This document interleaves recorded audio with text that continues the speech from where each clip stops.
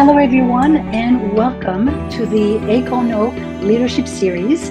My name is Virginie Glaenzer, founder of AcornOak and a fractional chief marketing officer.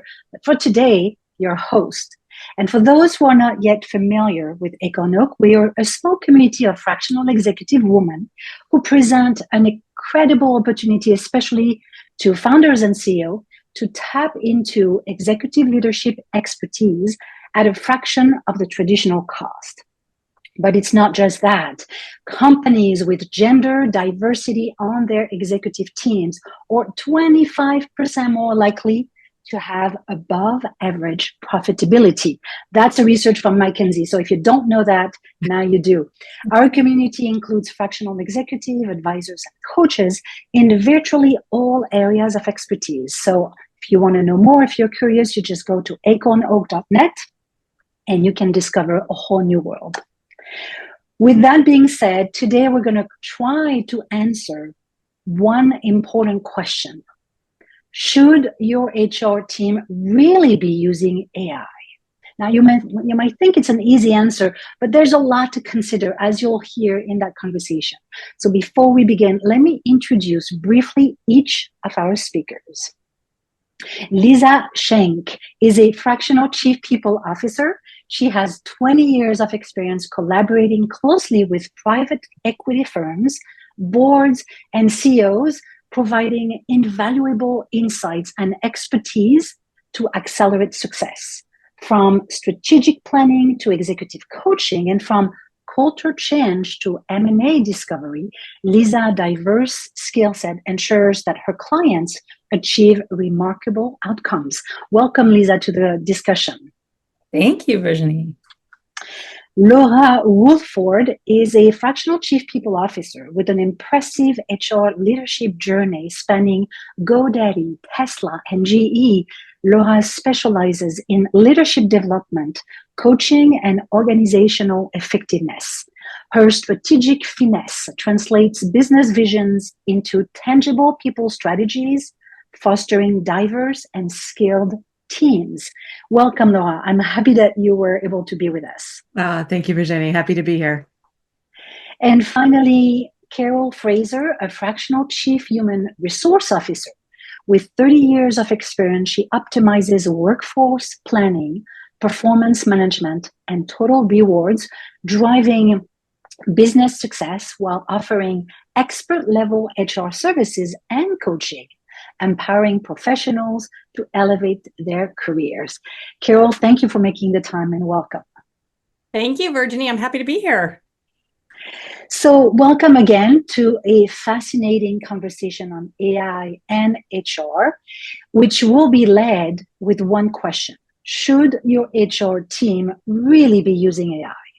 Now, to get us started, I thought we would begin with a very broad question, and we're always going to take, different turns to answer. So maybe we'll start with Lisa.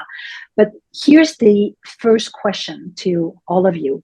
How will AI transform the traditional roles and responsibilities of HR teams? Maybe Lisa, if you want to start. Oh, and you're muted. That is a big question. I just bought myself a moment to think about it. I would say that right now, there's not a whole lot we need to do except be smarter. AI has not outsmarted us yet. And I think we need to be learning how to use it to increase efficiency and effectiveness. And I think we can make a lot of lofty claims about where this is going. But right now, I'm not seeing big changes in roles. I'm seeing small changes in efficiencies and effectiveness, and also increased need for AI knowledge, experience, and understanding of how to use the technology without creating bigger problems. That's the short term anyway. Long term, I think that, the question still remains to be answered.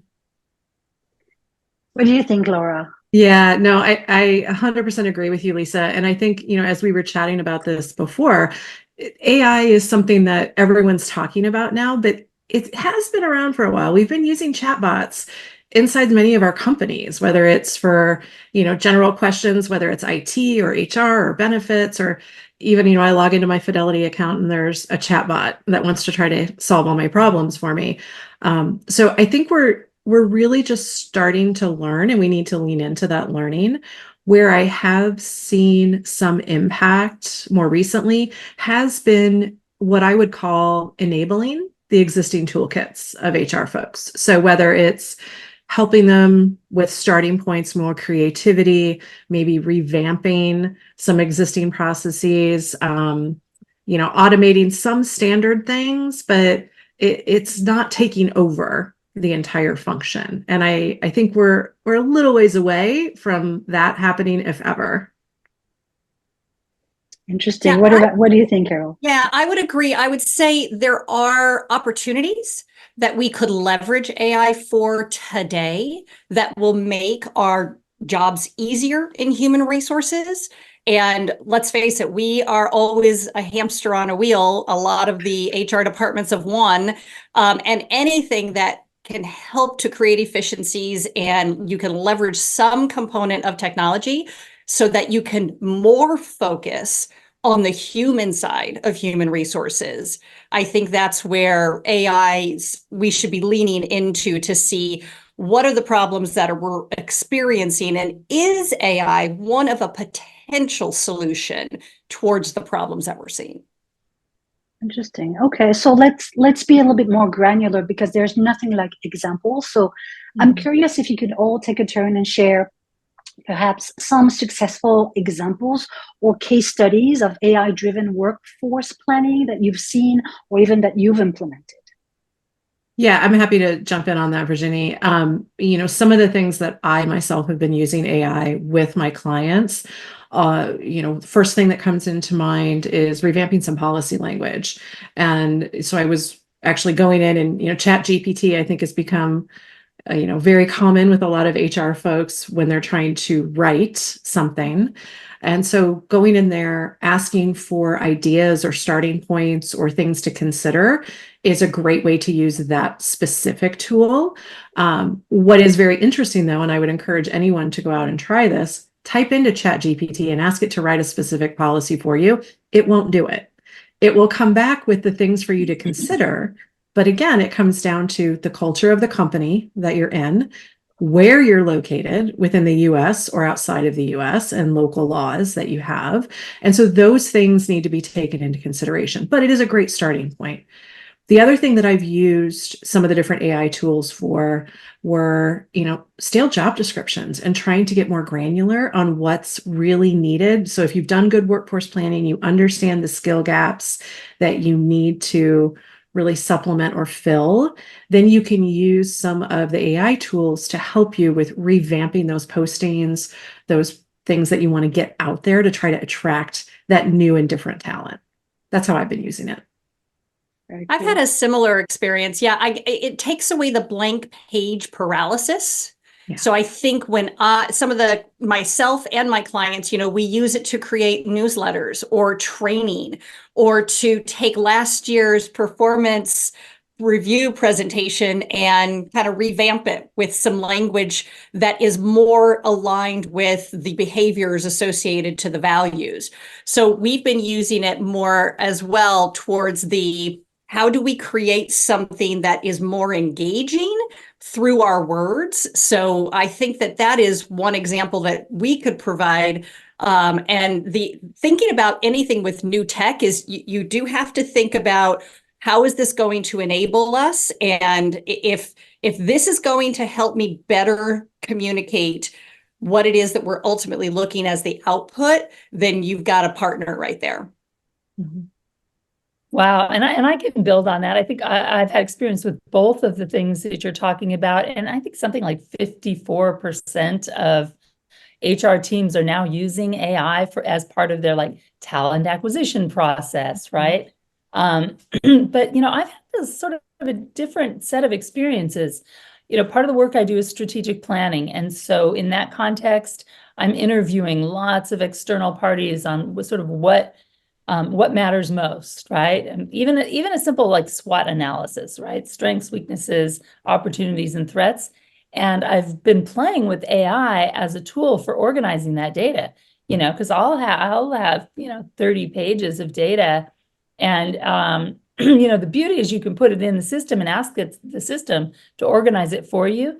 But, at the end of the day, it's still very generic, and it doesn't take into account the things that Laura and Carol are mentioning. And those are the things that really make your work exceptional. So I think AI is going to be a great tool for starting things, for people who don't have expertise to try to learn and be able to communicate better.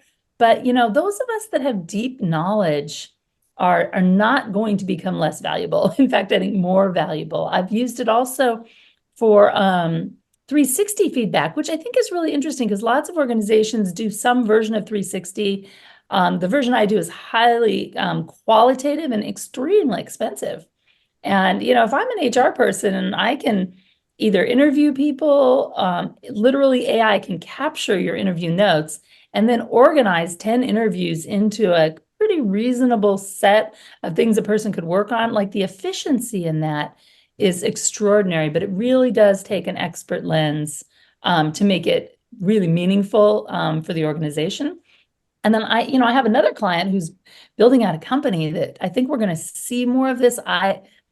Maybe within the year, really, where you could have an HR person available in full video as a virtual Q&A. What do they call it? Conversational video. So we take avatars out of the equation, and you can literally have interviewed me for 6 hours. And now any employee that has any question that anybody could have thought of can literally talk to me and get the answer by just asking their question. I think we're going to start to see more of that, and it's going to start to get interesting. That sounds incredibly appealing, at least to me. So I'm hearing that AI right now is a good aid, but we want to see something more practical. So I love your example. So I know it's important to evaluate both sides. What would you say are the risk or even concern about implementing AI in HR practices? And also, do you think that can compromise the personal touch in employee management?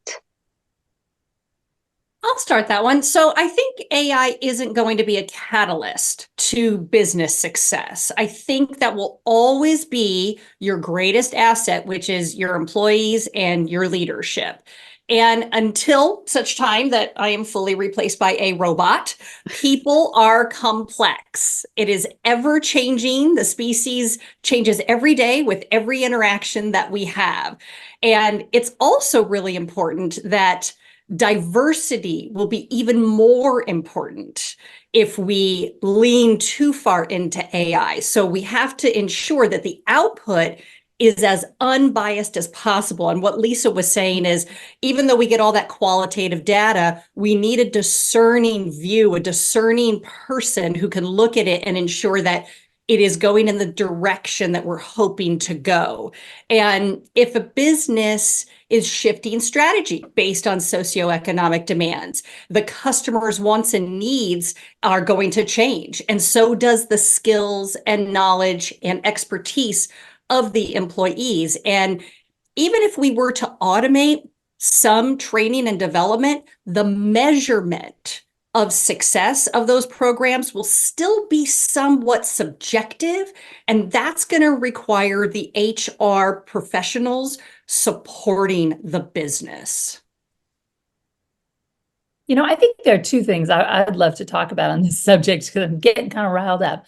One of them is sort of I think one of them is a positive, right? Which is, I think that younger professionals are becoming more and more valuable because of their digital native lived experience. And so some of us that have lots and lots of experience are valuable because we have deep knowledge. But I think younger people coming into HR that can help the rest of us really understand the power of not just AI, but all of the technological platforms available to us. I think that's going to be really interesting to see how that workforce engages. But more broadly, I think I have a concern or or an interest in how is this going to impact not just HR professionals and their teams, but the work we do, because I do think AI is going to replace many jobs. There are many jobs that really AI can either replace or make so much more efficient that, one person can do the work of three. And I think HR professionals are going to be in the middle of a massive workforce shift that we're going to have to be prepared to manage in a way that is humane and aligned with our organizational strategy and culture. And I think it's an opportunity for HR professionals to lead the way into this future where I don't think people are going to have to work as hard as they did before. And yet we're going to have to find ways for people to contribute meaningfully in our society. So I like the big questions on this one. Well, and I'll just kind of piggyback on that, Lisa. And then I also want to comment on something Carol brought up as well. I think you're right. I think especially more administrative, repetitive type of jobs or work, those types of things are probably very ripe for, incorporating AI and AI tools to automate that, because you're absolutely right there. Then it comes down to, so how do we reskill the workforce? How do we invest and train and develop these folks so that they don't see it? I mean, it's not so different, frankly, as automating manufacturing lines, right? As you bring in robots, as you start to automate, so then how do you reskill your workforce and create new opportunities for them? And Carol touched on something that I 100% agree with. Like, we are dealing with people. The most unpredictable variable I've always told my teams is, just when you think you know what they're going to say, they do or react, they're going to do something totally different. And so it frees us up as HR professionals to try to work with that, help them, develop them, spend more time, frankly, on the human side of human resources versus the administrative side of it. And so I think there's so much opportunity there. But we do have a great, I think, obligation to lean into this and help our organizations and our employees understand, okay, how are we going to navigate these changes? Because they are going to come. Some are faster probably than others.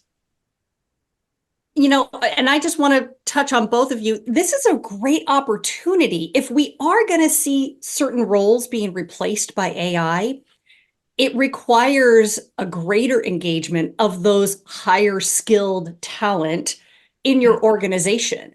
And so that engagement and that support of the employee base that is now what we have going forward is a great opportunity for organizations to recognize that the HR departments of one or the small departments, even though the headcount itself may go down slightly, we need more people to support now even a more valuable asset, because now there's not as many people. And if you lose that one person that's been upskilled, it's going to be a greater impact to your business. And the best way to avoid that is to lean into your human behavior specialists, which is human resources. Love that. So some of you have already touched on that topic, which was another question around, when I hear what you are saying, it seems to me that to the original question that we started with, should your HR team really be using AI? The answer is yes. You've talked about a few different ways to use it as an HR professional. But now, how should leaders prepare their HR team to embrace and adapt to AI technology? I know, Lisa, you mentioned a few things, but I'd love for you to expand on it. Well, and I can expand on those here, especially just listening to Carol and Laura bring their perspective. I really do think, and we know HR professionals have a challenge when it comes to gaining and holding their seat at the table. And I think this is one of those moments where there's a tectonic shift coming that is going to affect the humans at work in significant, meaningful ways to both the people and to the companies. And I think this is a place where HR executives can get really knowledgeable and be ahead of the curve on this and really help the rest of the organization recognize that we actually have to start getting ready for this now. And if you expect or can even imagine that you might lose 10% of your workforce in the next 3 years, that's going to be a very different organization. And so I think HR leaders can increase their own kind of impact on the organization by taking a very early, very strategic view on this. 100%. Oh, go ahead, Carol. No, Yeah. I was just going to say that it's about what we've said kind of before, which is where is the efficiencies, right? Where can we eliminate some of the administration and focus more on the strategic and on the people? Because if we think about throughout history, we've always had new technologies. I mean, we can all age ourselves here and say, remember when the internet came and everybody thought the jobs were going to be gone? And then it was a huge boom of a brand new industry that employed more people than ever before. This is not to be feared, but rather to be curious. We have to figure out, where does this fit into my current role, my future role, my business today, my business tomorrow? And, Lisa's right. We've got to just start to see and there's so much AI out there, what AI is going to work for my organization. I don't think there's a blanket AI that every company is going to use, because again, what's your culture? So. Right.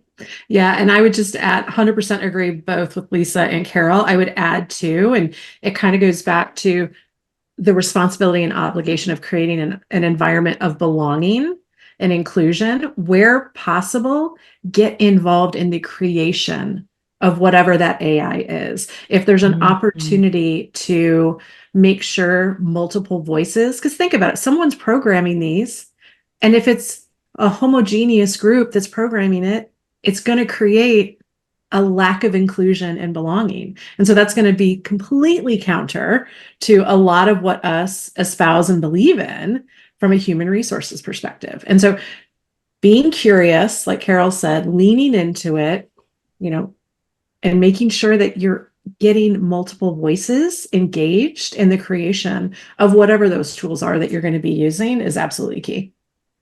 And Laura, just to piggyback on that, we have to remember, if you're using generative AI and you're putting in information that might be specific to your organization, it's getting out there. And so having an HR person, like you said, on that team that's deciding or defining what AI looks like for your organization is going to be pivotal. Because Lord knows the next thing you're going to have to do is term someone because they put information in there. So bring us in early. We can help you try to avoid that. Well, I'm so glad you said that, Carol, because I was reading I think it's a SHRM report on HR and AI and the future of all of this. And one of the really striking things I saw was that something above like 50% of respondents did not have confidence that their HR team was ready to contribute to their AI strategy. So I don't think the people who are driving this think of HR professionals as partners in this. And so the earlier that we can help them understand that, no, in fact, there are lots of ways that an HR professional or an HR team can add important value, I think we have an opportunity to sort of help ensure that we take something that's incredible like this and don't turn it into a huge problem. Instead, actually leverage it so that we can all be more successful. Yeah, less reactive, more proactive, because it will, as you've already said, Lisa, it'll shift the workforce. Absolutely. And you don't want to be behind the 8 ball and deal with the ripple effect of your culture dying in the process. I love that. Love that. Love the curiosity invitation, because I think that's it really changes the way you approach a new technology when you start from that angle. So I know we only had 30 minutes, and actually we have like more than 10 minutes, so we'll be able to open to Q&A if there's any. But to end this conversation in a more playful way and to shine a light on your own individual practice, I thought we could do a rapid fire questions with answers less than 10 seconds each. So I have 3 questions, and we're just gonna go in round. First question, using 1 to 3 words based on your experience or your client's feedback, what are the most significant impacts of AI on HR today? I'm just going to say efficiency. Creativity. Laura, creativity. Sorry. And I'm going to say anxiety because I think that they're having to manage not only their own, but everybody else's anxiety in their organization. Good. I think we just hit the top three. Yeah, I think so. That's awesome. Second question, we're going to change a tiny bit on really your fractional work. What do you like most in your fractional work? I'll go first. I really love bringing the many years of experience and the people strategy to small businesses who are in growth mode and helping them build better foundations so that their leaders are more engaged and understand more on how to communicate with their employees, especially in our remote hybrid world. I live in that world and I love that world. And that's one of the things that I love bringing is my coaching acumen to be able to say, let's ask ourselves, how can we create the same environment that we used to have pre-COVID, but make it even better than it used to be? Very cool. Laura. Similar to Carol, I love the opportunity to leverage my expertise and experience to really help lots of different clients and companies. When you're in one company, you're impacting that little world. But when you're in the fractional space, you get the opportunity to touch so many different cultures and have the ability and opportunity, frankly, to make a difference in more places. And so I just really enjoy that.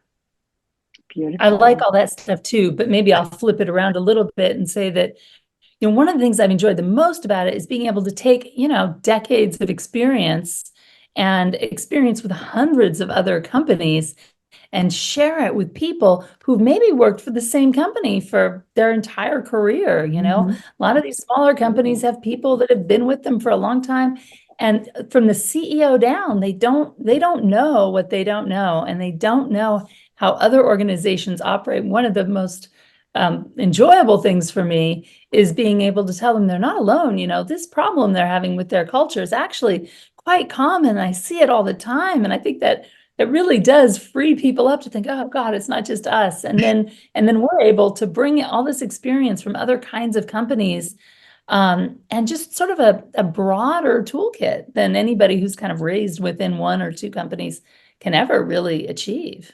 Yeah. I love that. That's great. Yeah. Very well done. And then the last question, name one thing that most people don't know about fractional work. I'll go. We don't get caught up in the politics. We're part of your team. We help your business succeed. We set you up for the future, and then we're out. We don't get caught up in the drama. Drama. Awesome.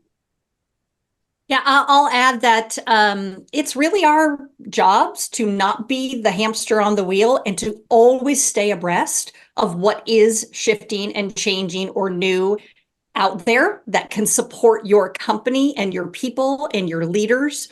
So that is one of the requirements of being an effective fractional, is not to bring old age techniques, but rather how do we keep our skills strong and sharp to bring you the best for your organization.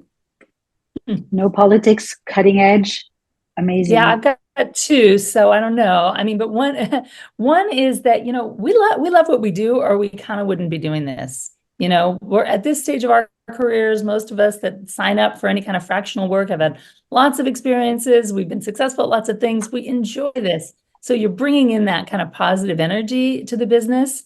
And the other one is, I think, it's different than a part-time person. A fractional executive is bringing a strategic mindset and a sense of ownership that I think is really different than saying, oh, well, we just hired a part-time person, because we don't go in unless we're going to have a seat at the right table to make real impact. So I think between loving it and actually being very targeted and impact focused, I think it's probably better experience than people might realize. That's amazing. Thank you so much for that. And so while I'm going to look at the LinkedIn page to see if there's any question, why don't we end, if there's one of you or all of you who wants to say one last thing on the topic of AI and HR. Any last thoughts that you feel was left unsaid? Feel free to jump in. Well, I know that we've recently, the three of us have kind of talked about what we've been reading about, right?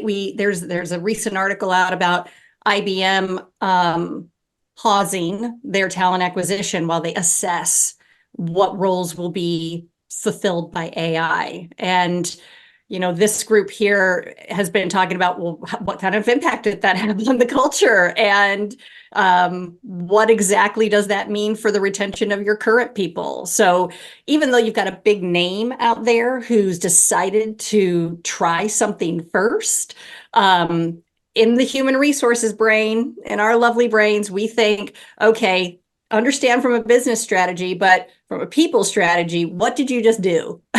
So I just want to kind of pull that in if you guys want to talk about that or a different article you read.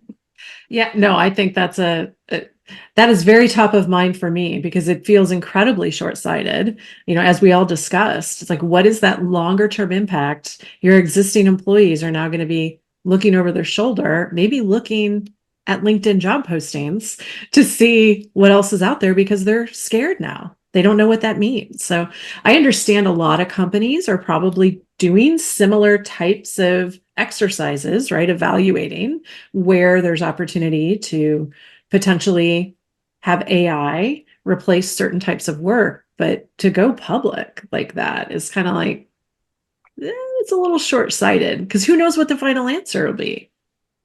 Yeah, talk about candidate engagement being lost. It's like everybody's going to wait and not apply to IBM. And that's all people are talking about, right?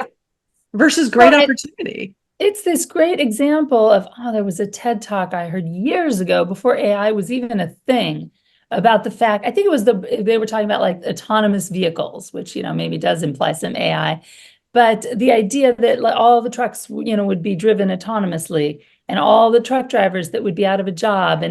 And we're like, just leave it to humans to take something like the new context where we don't need to toil and do the really hard, kind of less kind of thoughtful, like just, hard work kinds of jobs and turn that into something negative. Yeah. Like we've got to really look at this as something that can be positive, not just inside the organization, but for society. Right. And things like this are exactly what you get concerned about because it's feeding this narrative that this is going to be bad for all of us. And, I don't think that's the narrative. I think curiosity, to Carol's point, is a much better lens. And, I think there's some excitement here. It's really about what we do with it. And I'm excited to see what we do with it. That's a very good point. Thank you for that. So there was some questions, some of them we've answered, but there's one that we haven't answered, which is from Omar Brown. He's a certified Scrum Master, and he's asking, do any of you have a wish list of AI features? I love it. You're going to make it for us? Ooh. I mean, I could just throw one out that I don't know that this is the most important feature, but I do know that there's a limit on how much information I can put in to have AI sort of organize and pull themes out of. And I just upgraded my Chat GPT to 4 or whatever it is, and I still can't put in as much information as I would like. So that's an easy one.